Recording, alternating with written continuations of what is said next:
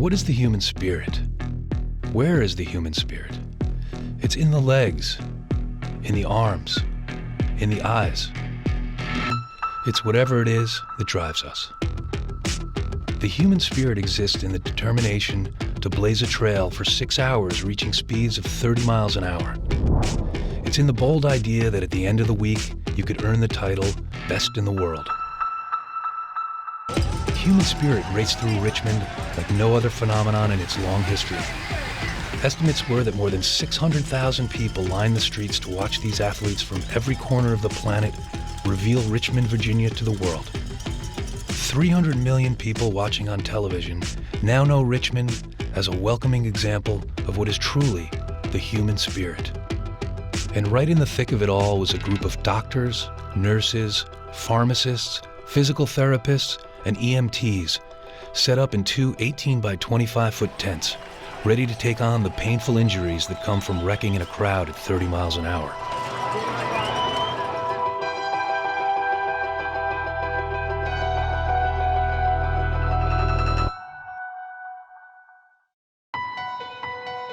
It was somewhat shocking that Richmond, of all places, won the right to be the first American city since 1986 to host the World Championships of the Union Cycliste Internationale, better known as UCI. When the shock wore off, the leadership at VCU Health saw an opportunity. We didn't make the decision right away, first of all, but as we reflected on the opportunity, we recognized that we weren't talking about a local event and a regional event, but really it's an international event. It's the world coming to Richmond. You have to prepare for all of the infrastructure, hospitals, restaurants, hotels, public safety, and that level of planning, knowing what we know about the world today, has to be thorough, has to be methodical, and has to be achieved at the highest level. And so, were we the right organization for the task as it came to being the medical sponsor? Absolutely. With these sobering goals in mind, the plan did come together. Set VCU Health up as the main medical provider to the bike race. Injuries, traumas, mass casualties would all be the responsibility of this Level 1 trauma center. It was, to say the least, a daunting task, even for an academic medical center. The emergency department, at the time undergoing significant expansion and renovation, would still have to handle serious injuries, all the while maintaining normal hospital operations. From the beginning, the leadership team made it clear that VCU Health would not turn away a single patient. It was a bold plan that called for unprecedented preparation and the very best of the human spirit. When you look at our role as a Level 1 trauma center and all the activities that support that, all the elements of the organization that support that Level 1 status, and our role in the EMS community, what it really did was bring essentially every element of this health system together to ensure we were coordinated at the highest achievable level. Tasked with coordinating this large undertaking was Robin Menke, the Director of Emergency Management Support Services and Planning for VCU. Her job, to bring together a coalition of emergency services personnel, police, fire, and rescue, to prepare for everything from the slightest bruise to a mass casualty event in front of the world. I sat in a meeting this morning where the org chart was so huge it took up a whole wall, and you couldn't even read the names. They were so tiny because there were so many people who had put up so much time to make this event successful. Leading the medical team was Stephen Miller, an emergency department physician and VCU Health's director of the Patient Transfer Center. So I'm driving down the road, NPR is on, and all of a sudden I hear International UCI Bike Race, Richmond, Virginia, and my ears perk up. And then they say projected 300, 400,000 spectators coming into the city, and all of a sudden mine starts racing.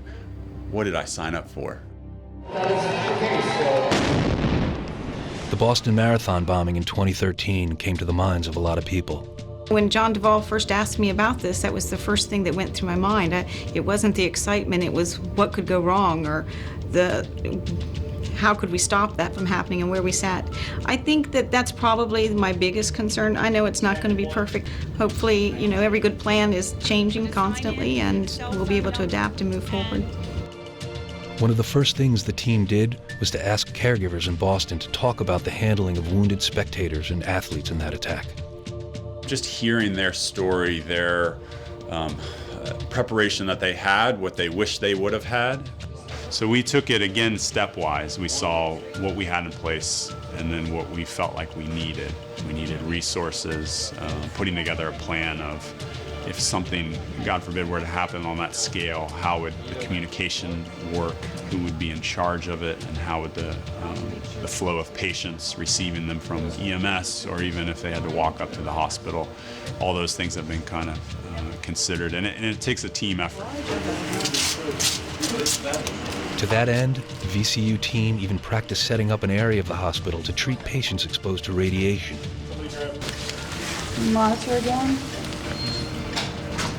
Over the course of 2 years of preparation, hundreds of caregivers in every classification gathered in small groups and larger conferences to prepare for every possible outcome of the event. The goal was to methodically train in a way that would permanently elevate the skill level of every single member of this team. We have to be like we are every day at the top of our game, and the only way you could do this is by preparing both, physically and mentally with regard to this.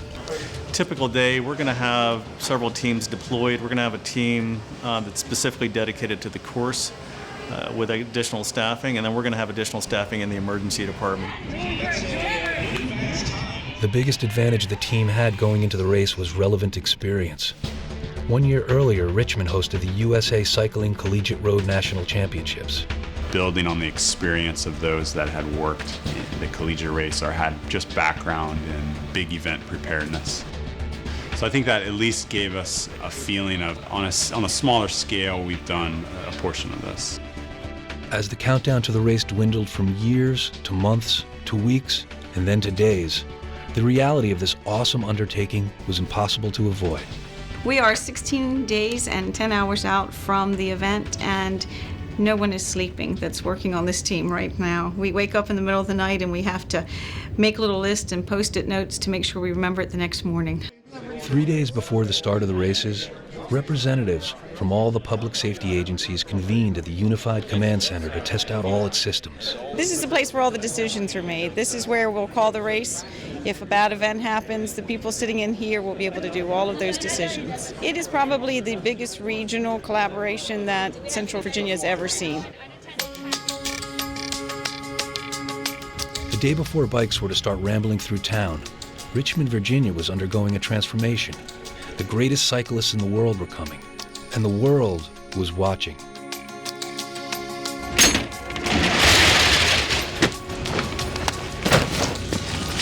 Moving with the swiftness of an experienced Army MASH unit, Flight Evac nurse David Murray and logistics specialist Jen Kammerman led a team of movers, doctors, nurses, and physical therapists as they turned an empty block of Broad Street into a fully capable emergency department.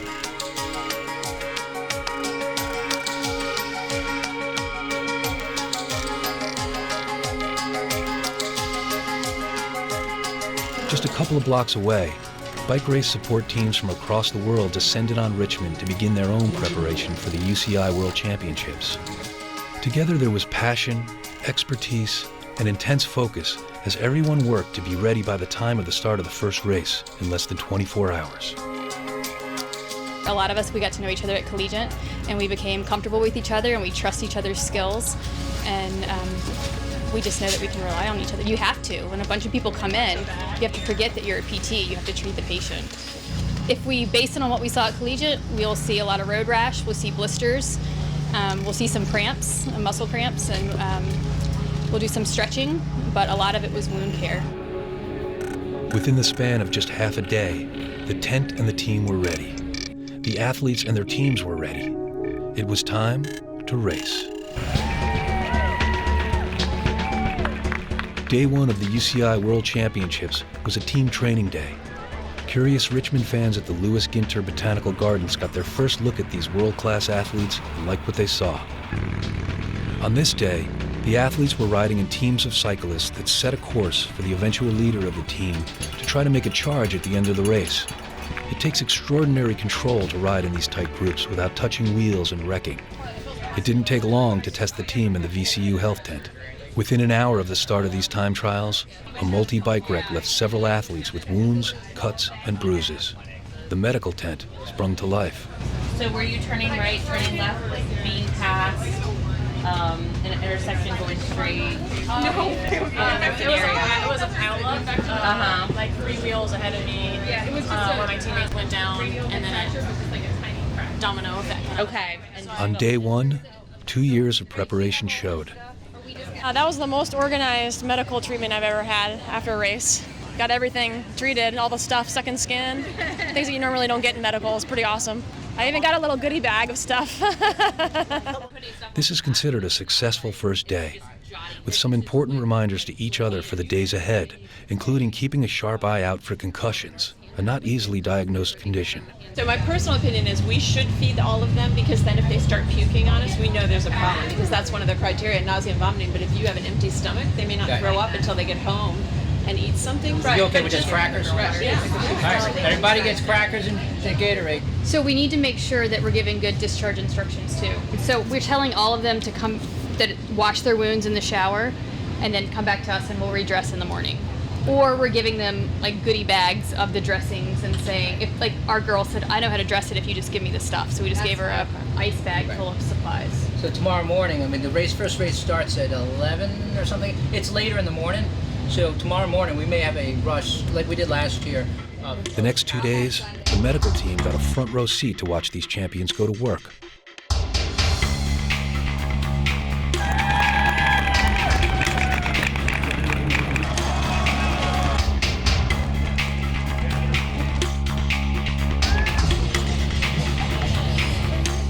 It's tremendous. I mean, these athletes are top notch. I mean, they come in and there's no stopping them. They get cut up, scraped up, and they just get right back on their bikes and go.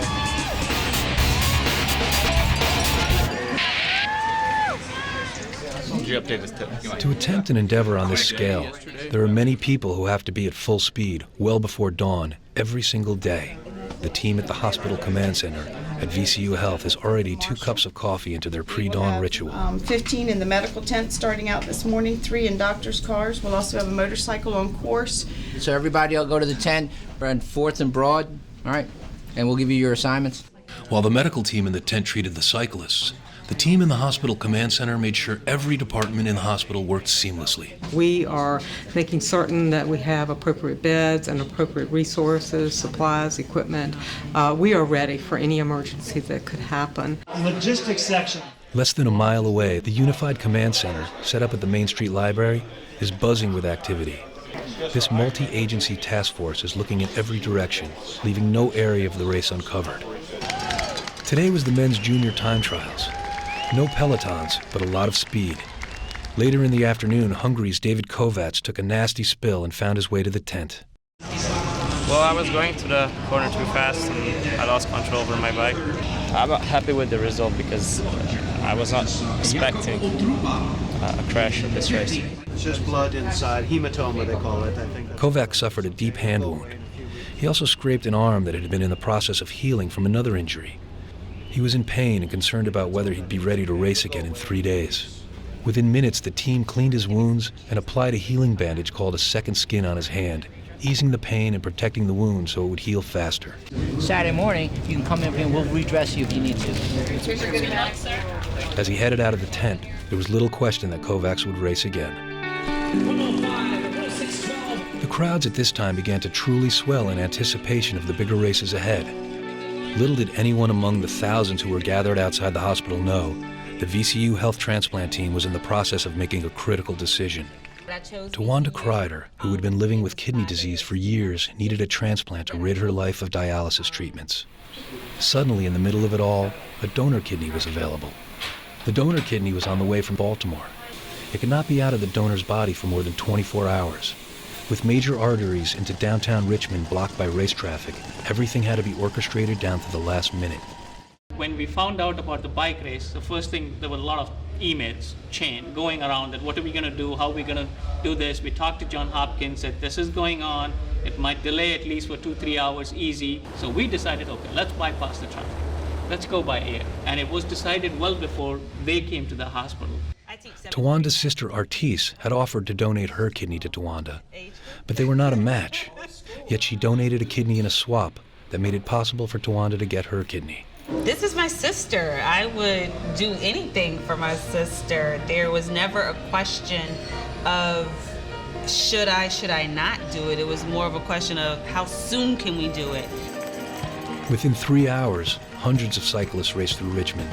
Tens of thousands of fans gathered to watch them, and Tawanda Kreider received a new kidney. Once I got the kidney, I was like, oh, I didn't realize how much I was feeling bad, but I feel wonderful now.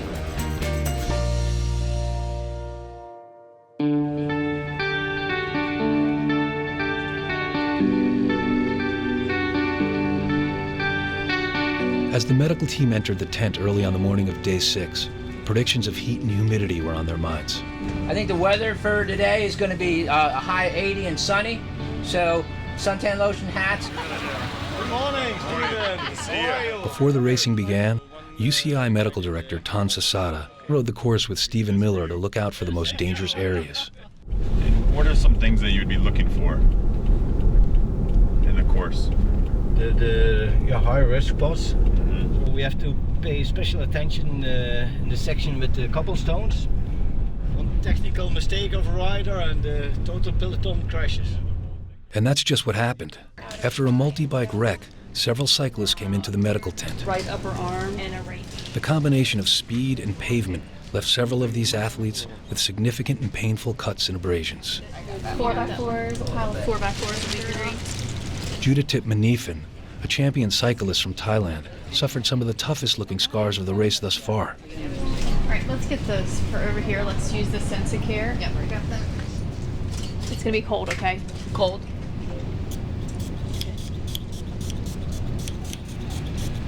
Protect it. Okay, we'll give you the numbers. When do you race? Tomorrow? Saturday. Saturday. If you want to come see us tomorrow and Saturday morning, we'll get you ready for your race. Maybe Saturday morning. So tomorrow, back to clean again, and before the race starts. Yeah, she just bad luck. She touched the wheels and crashed. Yes. Then a second rider came in, writhing in pain after colliding with a car. With each patient, the medical team went to work, first assessing whether the rider needed to head to the emergency department or continue riding at all.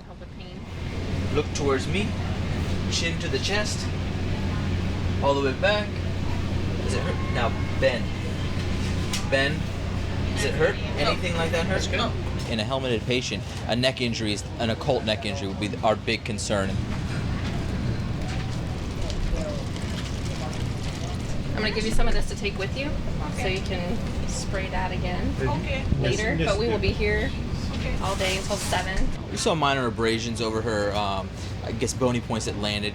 She was found to have struck a car and flipped over her handlebars. There was no life-threatening injuries that we were able to immediately assess. So I think we were able to stabilize her and send her back out to compete.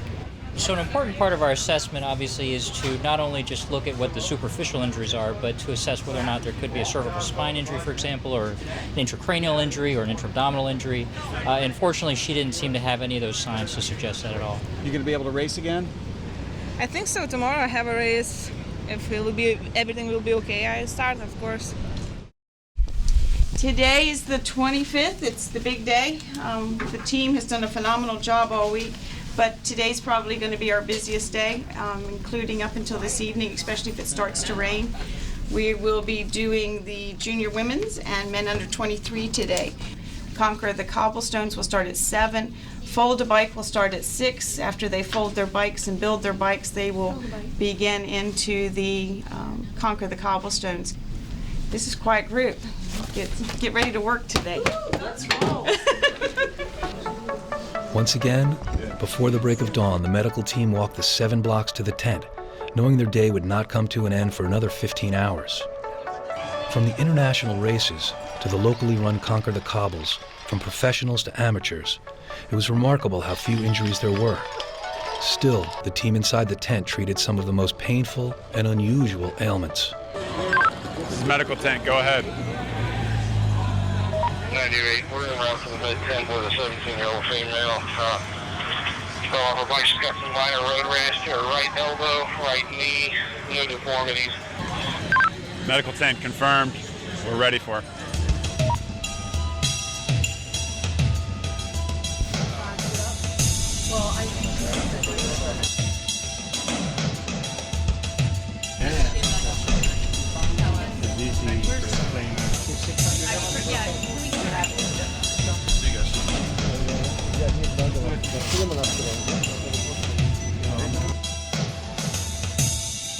She had injuries of abrasions, road rash, but also had some concerning areas in her shoulder and hip that we wanted to check out a little bit further. So we transported her to the emergency department, and they're ready to receive her, and we'll probably get a few x-rays and go from there.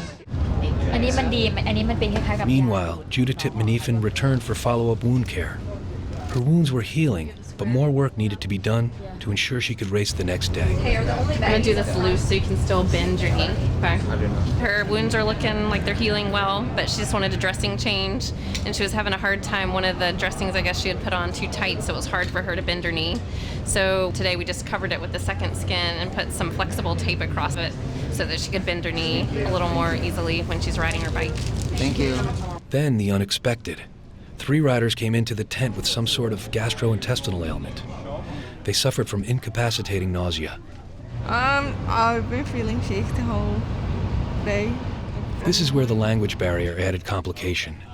With no visible bruises or abrasions, communication was the best way to find out just what happened. Did he eat lunch today or breakfast? From Google Translator to translation graphic symbols to coaches who could also speak English, the team gathered evidence and went into treatment. Normal resting heart rate? What his heart rate is normally? Normally? For professional cyclist?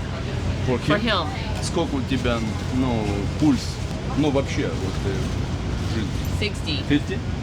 When he's 60. resting. Okay. Any stomach pain? The medical team determined, since they were staying at different hotels, it's possible a bug got around some of the cyclists, causing their illness.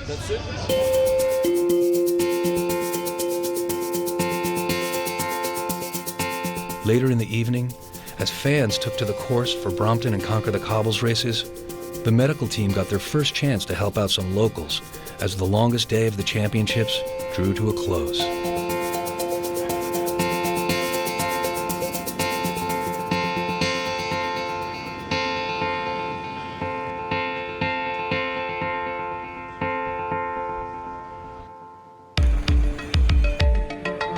After 7 days of setting up and working all the preliminary training and races, the busiest and most intense race of the week was approaching, along with a very real threat of rain. In the fan zones, or whoever, we actually have some rain gear. These clear ponchos, they actually work really, really well. Day 8. The forecast, early rain. The result, a lot of skin making contact with a lot of pavement. There were at least a dozen wrecks throughout the course, and soon the medical tent was filled with riders suffering from cuts, skin tears, and bruises.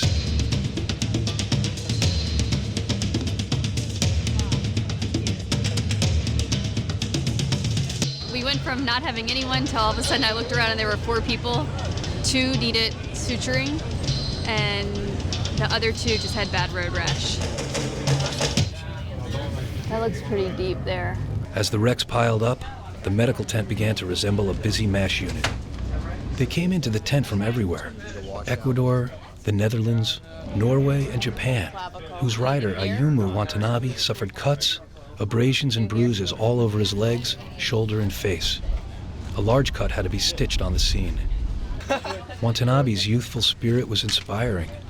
He appeared to enjoy the entire experience, determined to proudly wear his scars from this international competition. He wants to make... During a break between the men's race and the women's elite road circuit, the rain came to an end and the roads dried. Come on in, you want to get in the picture? While they waited for the start, Governor Terry McAuliffe stopped by to thank the team for all their work. Thanks, everybody. Thank you, Governor. Great work. You bet. Appreciate it. Then the women took off, powering down the course to the cheering throngs of spectators. While there were fewer wrecks on the dry roads, One Norwegian rider, Cecile Johnson, suffered a nasty head wound racing down Monument Avenue. Within about 15 minutes, she was treated, stitched up, and able to walk out under her own power. Even in her disappointment, she was impressed with her treatment. They responded quite fast, I would say, so I'm not used to that, but normally I'm not used to being taken away in the ambulance either, so it's been good. To anyone witnessing the orchestration of care throughout the medical tent, it was hard to miss just how calm everyone was. Voices never rose above a conversational level. Riders from many nations were able to communicate where the pain was. The treatment was swift and effective.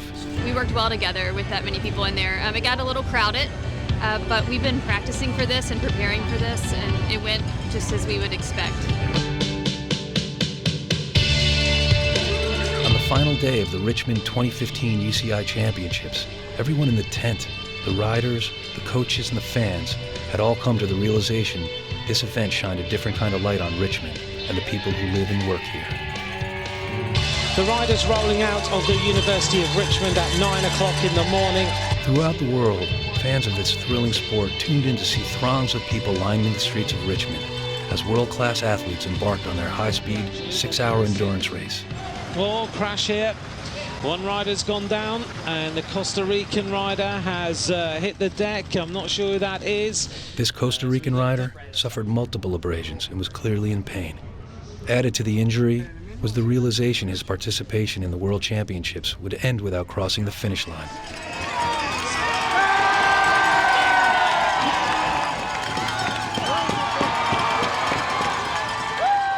By the time Slovakia's Peter Sagan celebrated his World Championship, the medical team in the tent began to break down their temporary home with the satisfaction of a job more than well done. In fact, by the time the tent was nearly cleared, UCI's Chief Dr. Tone Sasada let the VCU Health team know that they set a new standard for caring for the world's greatest cyclists. You are the best. When VCU embarked into this medical sponsorship, they created another legacy that will last far beyond the race. Shift for Health was coined to define the institution's focus on wellness for both employees and the community. We tried to use it as a springboard for our own health and promotion of health and wellness. So we're trying to get people to take the stairs instead of the elevator, and just trying to have fun with it and to put it out there in front of people so people can see that it can be hard work, but it can be a lot of fun and rewarding to do it. And then, just like that, it was done. A 2-year marathon of preparation for an event that raced by in 9 days. A new international standard had been set. The human spirit was and is alive and well in Richmond. To a team that I couldn't have done this without. Thank you so much.